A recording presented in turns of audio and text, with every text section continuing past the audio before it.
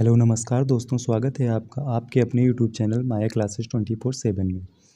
दोस्तों, आज की इस वीडियो में हम लोग सीखेंगे कि कैबिनेट मंत्री, राज्य मंत्री और राज्य मंत्री स्वतंत्र प्रभार में क्या-क्या डिफरेंसेस होते हैं और इनके कार्य क्या होते हैं, वेतन क्या होता है और इनको टैक्सेस पे करने पड़ते हैं या फिर नहीं पे करने होते हैं। और थर्ड पॉइंट में हम सीखेंगे कि जो अभी हाल ही में कल के दिन जो पोर्टफोलियो रिलीज़ किया गया है, जिसमें अलग-अलग डिपार्टमेंट अलग-अलग मंत्रियों को मिले हुए हैं, तो किसको कौन-सा डिपार्टमेंट दिया गया है, तो इन चीज़ों के बारे में हम सीखेंगे आज की इस वीडियो में।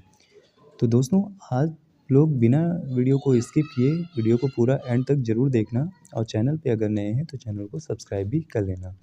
तो चलिए बिना टाइम वेस्ट किए वीडियो को स्टार्ट करते हैं।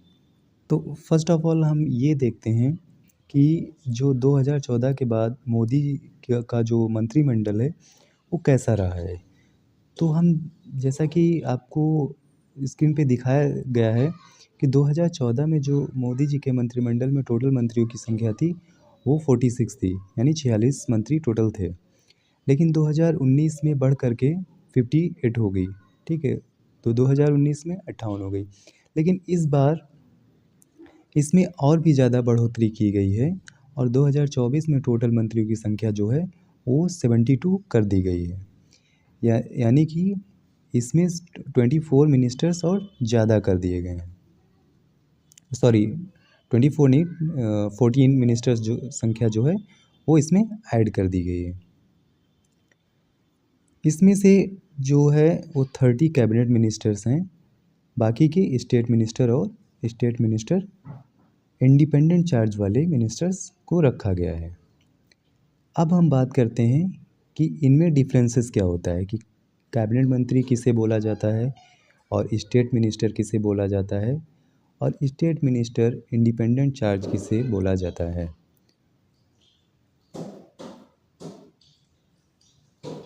तो कैबिनेट मिनिस्टर जो होता है, यानी कैबिनेट मंत्री जो होता है, वो ऐसे मंत्री होते हैं जो प्रधानमंत्री को रिपोर्ट करते हैं सीधा।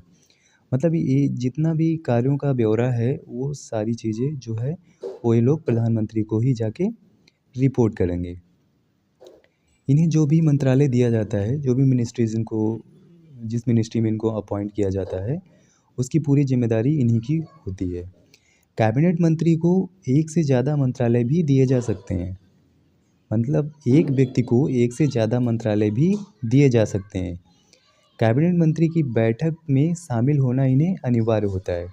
मीटिंग्स में इसलिए इनको बैठना अनिवार्य होता है, जाना अनिवार्य होता है, अटेंड करना अनिवार्य होता है, वो इसलिए क्योंकि सरकार के जितने भी फैसले होते हैं वो ज़्यादातर कैबिनेट मीटिंग में ही होते हैं।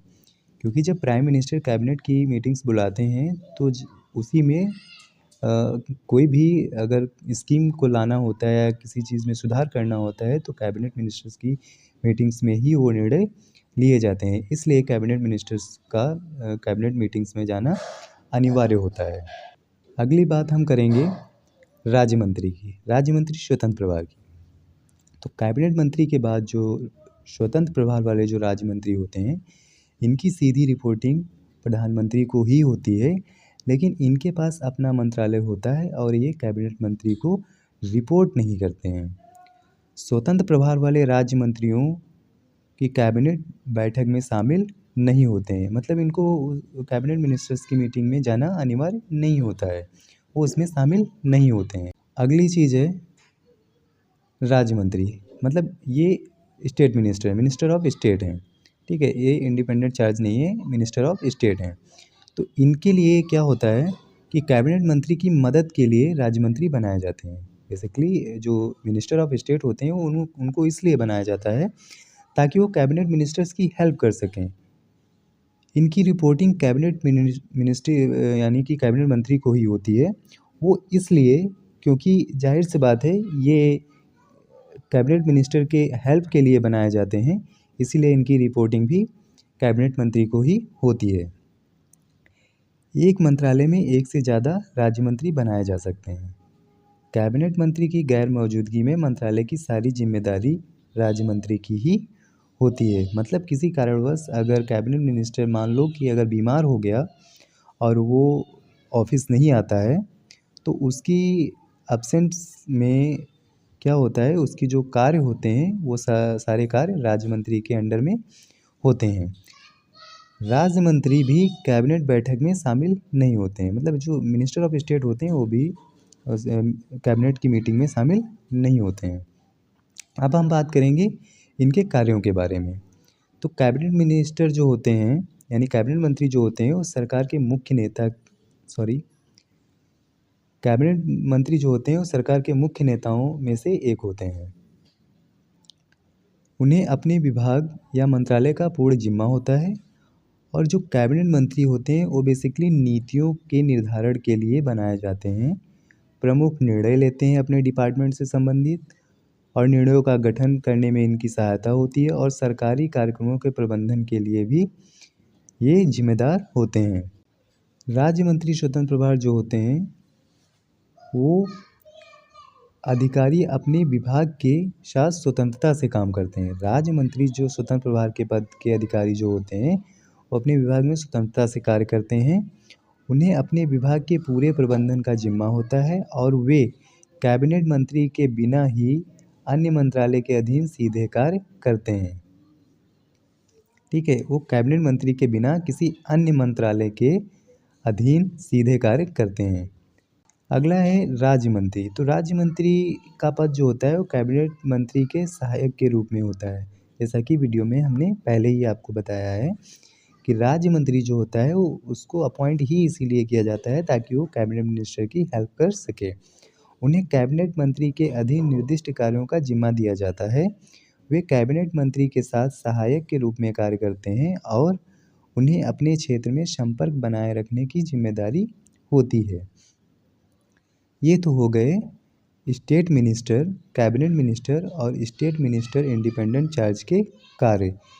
अब हम बात करेंगे इनकी सैलरी और अलाउंसेस के बारे में। तो इनकी सैलरी और अलाउंसेस को मिला करके जो प्रधानमंत्री की जो सैलरी होती है जिसको ग्रॉस सैलरी बोलते हैं वो होती है 2,33,000।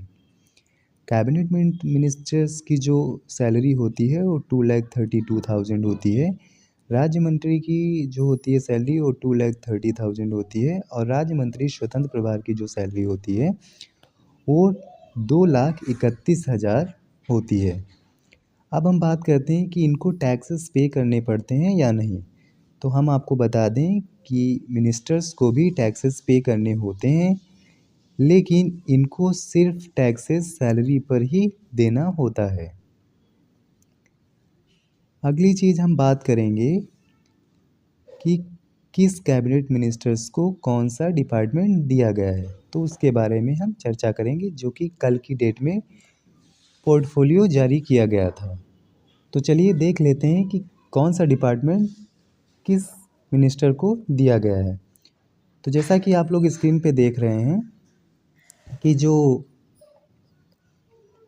राजनाथ सिंह हैं उनको डिफेंस मिनिस्ट्री दी गई है। तो ये तो पहले भी 2019 में भी रक्षा मंत्री जो थे वो राजनाथ सिंह ही थे, तो उनको सेम टू सेम वही मिनिस्ट्री दी गई है। तो इसमें कोई चेंजेस इस बार नहीं किया गया है। अब हम बात करते हैं अमित शाह जी की। तो अमित शाह जी भी होम अफेयर्स और कोऑपरेशन के मिनिस्टर्स हैं, यानी कि वो भी गृह मंत्री बनाए गए हैं, उनमें भी कोई चेंजेस नहीं किया गया है। अगला है नितिन गडकरी। तो वो भी road and transport highways ministers हैं। ठीक है, तो इनके उसमें भी कोई चेंजेस नहीं किए गए हैं। नेक्स्ट नेम है जो कि है जेपी नड्डा, जगत प्रकाश नड्डा जिनका नाम है। इनको स्वास्थ्य मंत्रालय दिया गया है, फैमिली वेलफेयर है, केमिकल एंड फर्टिलाइजर डिपार्टमेंट इनको दिया गया है। शिवराज सिंह चौहान जो कि मध्य प्रदेश के सीएम भी रह चुके हैं, इनको जो है एग्रीकल्चर एंड फार्मर वेलफेयर का मिनिस्ट्री दी गई है।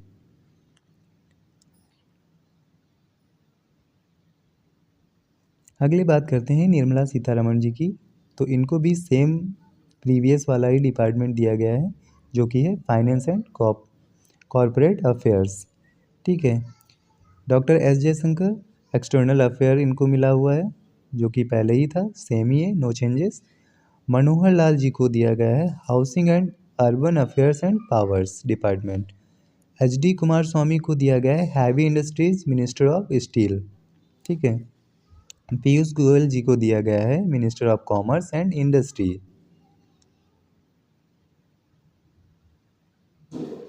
अगला है धर्मेंद्र प्रधान। धर्मेंद्र प्रधान जी को शिक्षा मंत्री बनाया गया है, मिनिस्टर ऑफ एजुकेशन।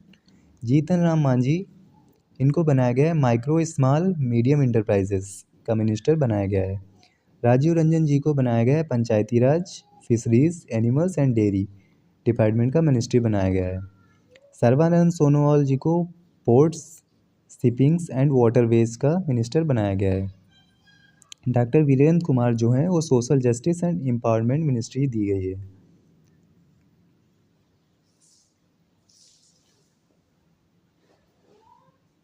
अगला है किंजरापू राम मोहन नायडू, इनको सिविल एविएशन दिया गया है डिपार्टमेंट।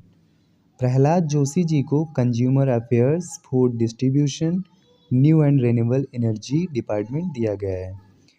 जुअल ओरम को ट्राइबल अफेयर्स का मिनिस्टर बनाया गया है। गिरिराज सिंह को मिनिस्टर ऑफ टेक्सटाइल्स बनाया गया है। अश्विनी वैष्णव जी को रेलवेज, जो कि इनके पास पहले ही था, उसको उस डिपार्टमेंट का मिनिस्टर बनाया गया है। इंफॉर्मेशन एंड टेक्नोलॉजी का भी इनको ही दिया गया है, ब्रॉडकास्टिंग मिनिस्ट्री भी इनके पास ही है। और मीटी का जो डिपार्टमेंट है वो भी इन्हीं को दिया गया है।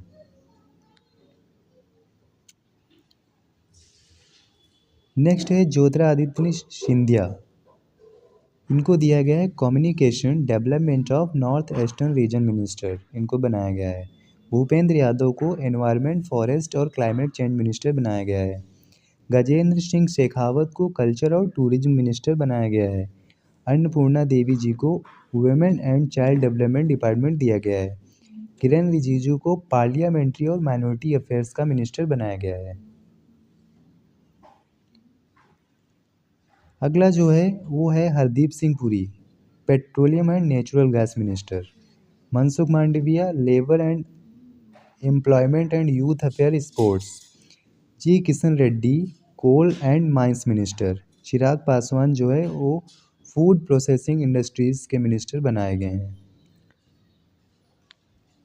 और अगला जो है वो है CR पाटिल, जो कि जल शक्ति मिनिस्टर बनाए गए हैं। तो ये थे कैबिनेट मिनिस्टर, जो कि टोटल 30 कैबिनेट मिनिस्टर्स हैं जिनको अलग अलग डिपार्टमेंट दिए गए हैं। अगर आप लोग इसका PDF चाहते हैं तो आप लोग कमेंट सेक्शन में कमेंट कर सकते हैं, तो हम आपको इसका PDF प्रोवाइड करा देंगे। अब बात करते हैं हम इसके प्रैक्टिस क्वेश्चन की। तो आपको स्क्रीन पे प्रैक्टिस क्वेश्चन शो कर रहा होगा कि 2024 के चुनाव में भारतीय जनता पार्टी को कितनी सीट मिली थी।